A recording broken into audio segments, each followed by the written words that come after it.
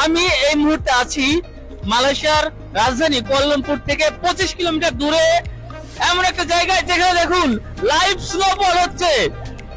এই জায়গাটার নাম আইসিটির এই জায়গাতে স্নোফল দেখার ব্যবস্থা আছে, কৃত্রিম ভাবে স্নোফলের ব্যবস্থা হয়েছে। দেখেন কি পরিমাণ বরফ নিচে।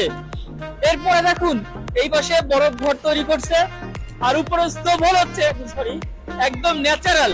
আর এখানে স্নো হাউস, দেখুন ঘরের মধ্যে দুইজন মা এবং মেয়েকে দেখা যাচ্ছে। আমরা এই পাশে আসছি, দেখুন বরফের দেশে কি সুন্দর ক্রিসমাস ট্রি একদম রিয়েল মনে হচ্ছে। এই যে তার উপর আবার বরফ পড়ে আছে, দেখুন এই যে বরফ, একদম একদম বরফের দেশে ভাইব পাওয়া যাচ্ছে একদম।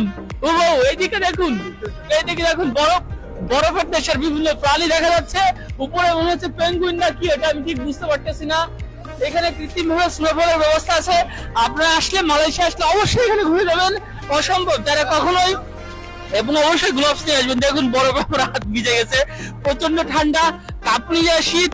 অবশ্যই গ্লোভস নিয়ে আসবেন, কান্টু পরে আসবেন, আমাদের মতন ভুল করবেন না।